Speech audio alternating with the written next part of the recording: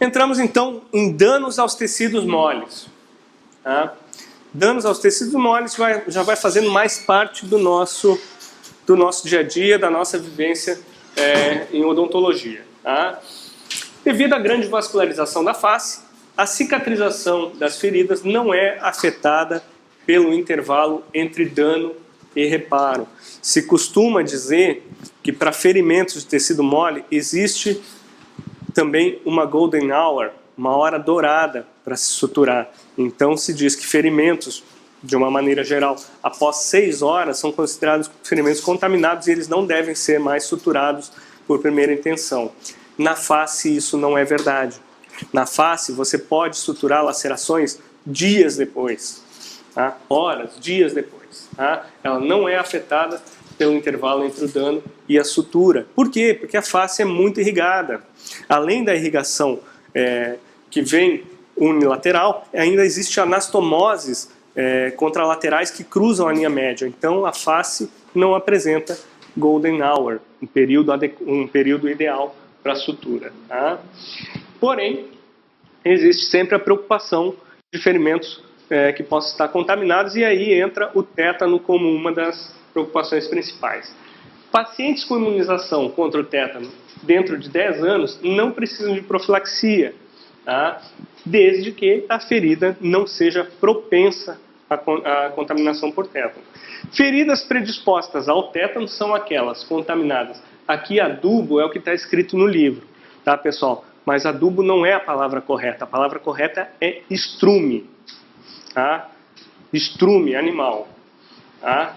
Terra, feridas perfurantes profundas e tecido desvitalizado, aquele tecido macerado, necrosado. Tá? Essas são feridas com predisposição ao tétano. Aí o paciente, mesmo dentro dos 10 anos, deve fazer um reforço. Tá? Porque eu corrigi. Tá? Feridas propensas ao tétano, mais o paciente sem reforço nos 5 anos anteriores ao dano, deve-se fazer meio ml de toxoide tetânico. E naqueles pacientes sem o reforço nos 10 anos anteriores ao dano, fazer uma dose de reforço da vacina antitetânica. Tá? Ainda sobre lesões, danos aos tecidos moles. Uma lesão ao nervo facial, que é o par craniano de número... Quem dá mais? Falaram 7 aí, tá certo. Tá? 7º par craniano é o nervo facial e ele cruza por dentro da glândula parótida. Ele emite, ele subdivide dentro da glândula parótida. Existe um tronco importante do nervo facial e pode ser danificado quando há uma lesão nessa área. Tá? A própria glândula parótida, quando ela é lesada, ela pode apresentar drenagem de saliva para dentro dos tecidos moles, quando há uma secção do ducto excretor da glândula ou do próprio parênquima da glândula. Tá? O tratamento se houver uma lesão proximal é aquilo que se aproxima da linha média, tá? Se faz o fechamento da cápsula da parótida e um curativo compressivo, mas ainda existe um risco de cialocele ou fístula salivar. Cialocele é um cisto, um pseudocisto formado por secreção salivar. Tá? E a fístula salivar é a drenagem na face, drenagem na parte externa da saliva. Tá? Se houver uma lesão na região média, é possível reparar o ducto. Tá? E uma lesão terminal, se faz a canalização do ducto e drenagem para o interior da cavidade oral. O catéter é deixado em posição por 10 a 14 dias até que aquela área sofra epitelização. Tá? Então aqui a gente tem um exemplo de uma rafia, de uma sutura do ducto da glândula parótida. Se canaliza o ducto proximal e distal e se faz a sutura sobre o catéter. Tá? Isso a gente eventualmente pode até fazer na sala de emergência, desde que tenha os equipamentos adequados e a estrutura adequada. Tá? Não é fácil de fazer, é uma coisa difícil. Pois não. É como se fosse um pseudocisto de saliva. Tá? É quando a saliva drena para fora da glândula, mas fica ainda contida pelos tecidos. Tá? A fístula salivar vai acontecer quando essa saliva externalizar, sair pela parte externa da face. Tá? E é tratada por curativo compressivo. Técnica de reparo de tecidos moles, sutura. Tá? Se anestesia com anestésico local comum, tá? Injetado antes da limpeza da ferida para evitar, e se deve evitar de injetar diretamente na ferida para não haver distorção dos planos teciduais e a gente não ter referência. Tá? Porque se você injeta diretamente na ferida, eventualmente o volume formado pelo anestésico distorce as linhas anatômicas e você perde a referência. Tá? Se injeta antes da limpeza, para quê? Para que você possa limpar efetivamente a área ferida sem grande desconforto ao paciente. A menos que ele esteja sob anestesia geral. Ainda assim é indicada anestesia local. Tá? Mesmo com o paciente anestesiado geral. Se prefere o bloqueio regional, anestesia à distância, para que você tenha mais tranquilidade para trabalhar. E se faz o desbridamento das feridas. Tá? O desbridamento das feridas na face, ele é extremamente limitado. Se deve remover apenas o tecido não vital, de forma bastante conservadora. Por quê? Eu comentei com vocês que a face é uma área extremamente irrigada, é uma área extremamente vascularizada. Então, eventualmente, em outras partes do corpo, tecidos que não apresentariam viabilidade, na face eles acabam apresentando, acabam sendo mantidos. Tá? Aqui é importante, ó, o peróxido de hidrogênio impede o fechamento das feridas e tem pobre atividade bactericida. Muito útil contra anaeróbios. Peróxido de hidrogênio, água oxigenada. Tá, pessoal? Mas tem pobre atividade bactericida para aquelas feridas normalmente encontradas. Tá? E existem diversos métodos de sutura, diversos métodos de fechamento, como adesivos, suturas ou grampeamento, dependendo da extensão da lesão, dependendo da área em que ela ocorre. Tá? São grampeadores mesmo de tecido, grampos metálicos que são aplicados com grampeadores de tecido. Não, para feridas de tecido mole mesmo. Ferimentos de tecido mole. Geralmente se faz isso muito na área maxilofacial, couro cabeludo. Tá? Grampeia mesmo, com um grampo metálico. Tá? Não é muito utilizado em área estética, justamente porque fica uma cicatriz. Né? Então, em área estética se prefere fios de nylon bem finos, 650, para aproximar essas áreas. Tá? E se deve utilizar suturas em plano para evitar espaço morto. Espaço morto é o quê? É aquela cavidade virtual que serve para acumular sangue e exudato, que aumenta o risco de infecção. Então, o fechamento das feridas em planos, aproximando os planos mucoso, muscular e epiderme, reduz aí o espaço morto e diminui a probabilidade de infecção. Utilizar fio absorvível 3,0 ou 4,0 nas suturas internas e 5,0 ou 6,0 na pele. Reparem que 3,0 é mais calibroso do que o 6,0. Tá? Então, à medida que aumenta o número de zeros, diminui o calibre do fio.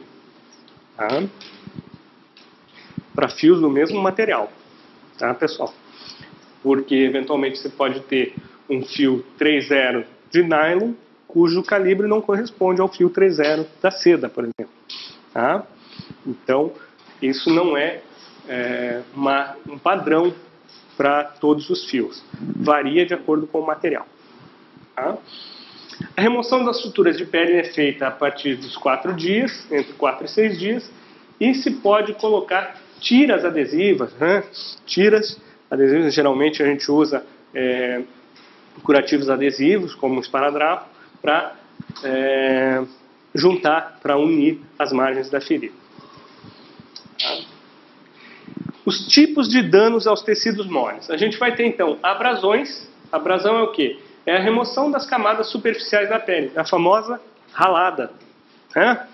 Dá aquela ralada, ralada é uma abrasão. Tá? É feita a limpeza com sabão em solução salina, soro fisiológico, e se verifica a presença de corpos estranhos. E existe sempre o risco de tatuagem. Quando a pessoa cai e rala no asfalto, eventualmente partículas ficam impregnadas naquela ferida e podem permanecer ao longo da vida da pessoa. Tá? Existe o risco de tatuagem por partículas que fiquem aderidas. Deve-se cobrir a abrasão com uma pomada antibiótica E se a abrasão for profunda, pode ocorrer formação de cicatriz, mas geralmente não ocorre formação de cicatriz. Existem várias, tá? E o autor não cita nenhuma em especial. Tá? Você tem várias, você tem nebacetim, você tem furacin, você tem colagenase, cada uma aí com uma indicação. Tem antibiótico em alguns casos. Tá? A colagenase existe só em enzima e existe a colagenase com antibiótico. Tá? De preferência, receita para antibiótico. Agora eu não estou bem certo se ela é retida, tá? Não sei se ela precisa ser em 2 vias para antibiótico tópico. Acho que não. Antibiótico tópico acho que não, tá? Embora... Não, a colagenase, na verdade, ela não tem colágeno, tá, pessoal? Ela é uma enzima, a colagenase. Tem pessoas que não gostam justamente por isso, porque como ela degrada o colágeno, ela pode aumentar a disseminação da infecção. Tá? Tem gente que não gosta da colagenase. Então, aí o exemplo da abrasão, ralado. Tá? A abrasão mais extensa ela pode resultar na formação de uma cicatriz. Contusões. Contusão é o quê? É um trauma fechado que leva à formação de um edema e, eventualmente, hematoma nos tecidos subcutâneos. Qual a diferença entre hematoma e equimose? Então, um hematoma é realmente uma coleção de sangue que forma uma espécie de um tumor, um aumento de volume verdadeiro. A equimose não. A equimose ela se espalha pela tela subcutânea. Tá? A equimose é algo mais espalhado, o hematoma é algo mais localizado. Tá? Não necessariamente. Tá? Hematomas pequenos não necessitam de tratamento, mas aqueles grandes necessitam de drenagem para não pigmentar a pele ou causar atrofia subcutânea secundária. Tá? Então, os hematomas grandes eles têm que ser drenados. Geralmente, a gente usa uma agulha calibrosa e drena a coleção. Tá? Aqui, hematoma e edema. Tá? Um aumento de volume associado a sangue e processo inflamatório. Uma contusão. Lacerações. Lacerações são danos cortantes ou perfurantes aos tecidos moles e para esses está indicado o fechamento em camadas. Tá? As margens dilaceradas devem ser incisadas de forma conservadora, mais uma vez aí chamando a atenção, para prevenir a formação da cicatriz excessiva. Tá? Então a gente sempre que tiver margens dilaceradas vai tentar alinhar, vai tentar deixar a ferida mais regular. Tá? Então aqui mostrando a sutura de uma laceração com, eventualmente, aí, o alinhamento dos bordos dessa ferida. Aqui um tópico específico sobre feridas de espessura total do lábio. Como é que se trabalha com ferimentos da espessura total do lábio?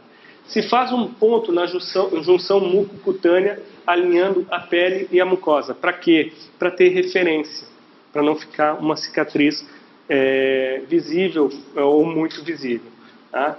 Em seguida, se faz o fechamento de dentro para fora, ou seja, o primeiro plano é a mucosa, com fio de seda ou um fio reabsorvível.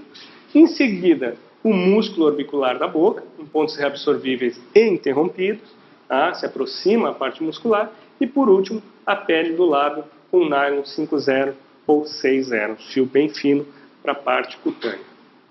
Tá? A sequência é essa: mucosa, músculo, pele. Tá? Fio seda ou reabsorvível, fio reabsorvível e fio de nylon. Tá? Reabsorvível reabsorvível na parte que fica interna ou a parte que fica na mucosa e fio de nylon na pele. Aqui um diagrama mostrando então a epiderme, o fio de nylon, a parte muscular e a submucosa, mucosa com fio de seda ou absorvível. Tá? Primeiro ponto é esse, alinhando a junção mucogengival. Mucocutânea, melhor dizendo. Tá? Para quê? Para guiar, para dar referência. Certo? Lesões avulsivas. Lesões avulsivas são aquelas em que há perda de substância, perda do segmento de tecido mole. Quando não existe possibilidade de fechamento primário, ou seja, aquela sutura por primeira intenção, podem ser necessários retalhos locais, avançando tecido de áreas doadoras, tá? Ou então a cicatrização por segunda intenção. Se houver uma perda extensa, uma perda grande de tecido, pode haver necessidade de enxertos de pele. Se retira de uma outra área e se transplanta esse tecido para a área onde houve avulsão. Tá? Também é importante a gente observar mordidas humanas e mordidas de animais. Nesse caso, é feita a irrigação abundante com solução fisiológica e um desbridamento da ferida para evitar a infecção. Mordidas humanas e mordidas de animais estão mais suscetíveis à infecção do que lesões, lacerações comuns. Tá? As mordidas contêm bactérias aeróbias e anaeróbias, sendo que aqui existe um adendo, tá? Uma observação especial. A mordida de gato tem uma chance de infecção 2 vezes maior do que a mordida de cão. Por quê? Por que o gato?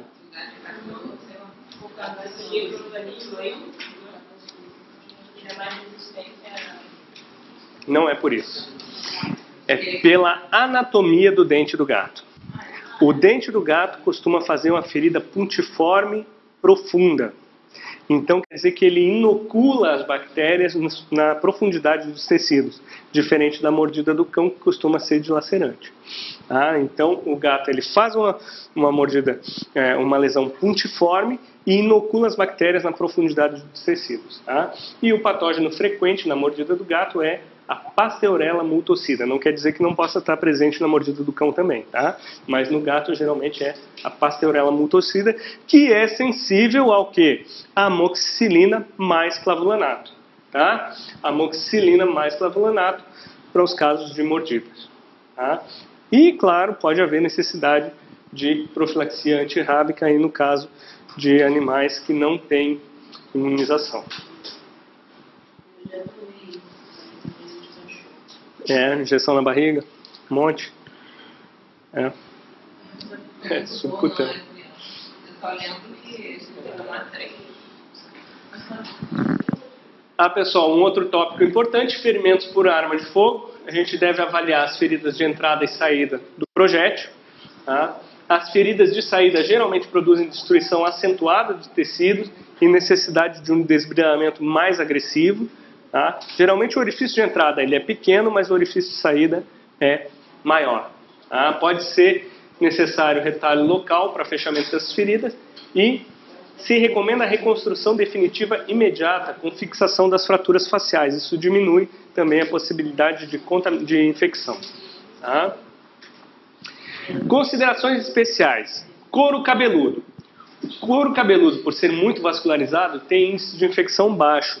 Porém, as hemorragias associadas a lacerações do couro cabeludo, às vezes, podem representar risco, porque o volume de sangramento é muito grande. Tá? Nunca se deve raspar as sobrancelhas, porque o crescimento desses pelos da sobrancelha ele é imprevisível. Então, naquelas lacerações que envolvam um arco superciliar, a gente tenta manter os pelos da sobrancelha. Tá? Até porque serve de referência. Né? A gente vai fazer antisepsia na área e vai alinhar, observando o crescimento dos pelos. Tá? Pálpebra e o aparelho nasolacrimal. Para feridas de pálpebra, está indicado também, como no lado, o fechamento em camadas. Tá? Primeiro passo é o fechamento da conjuntiva e do tarso, que é uma estrutura fibrocartilaginosa, uma estrutura fibrosa. Tá? E eles devem ser fechados com suturas absorvíveis. Depois, o músculo orbicular e, por último, a pele é suturada com fio fino. Tá? Se deve verificar lesões ao duto nasolacrimal. Se houver lesão do duto, deve-se colocar um catéter de silicone e manter por 8 a 12 semanas, até esse catéter epitelizar. E se o paciente apresentar epífora crônica no pós-operatório, uma dacriocisto-rinotomia é indicada. Dacriocisto-rinostomia. Tá? Epífora. Anota. é a drenagem da secreção lacrimal para fora do ducto nasolacrimal. Tá? A lágrima está sendo constantemente produzida e ela constantemente é drenada através do ducto nasolacrimal, que vai drenar para onde? Para dentro da cavidade nasal. É por isso que quando a gente chora, a gente sente um gostinho salgado lá na rinofaringe, tá? Porque a lágrima é drenada para dentro da cavidade nasal. Para fora, externamente na face. Tá? Fora do ducto do canal nasolacrimal. E a operação que corrige a epífora, que faz a recanalização, chama-se dacriocisto-rinostomia. Tá? Aí mostrando então a canulação do ducto nasolacrimal. Tá? Isso é difícil de fazer na emergência, principalmente se você não tem uma lupa disponível.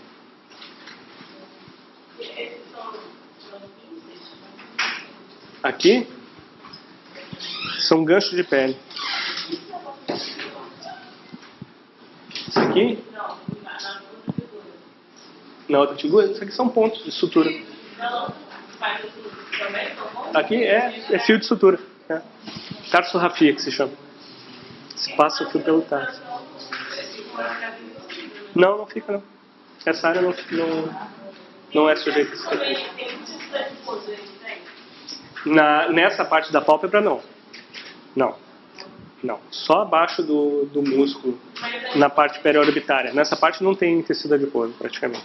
Essa pele da pálpebra inferior é a pele mais fina do corpo humano. Tá? Então ela cicatriza muito bem, quase imperceptível. Se você faz uma incisão acompanhando as linhas de tensão, ela fica imperceptível. Tá? Isso, exatamente. É essa área aí que remove. Remove uma fatiazinha de tecido e cicatriza quase sem.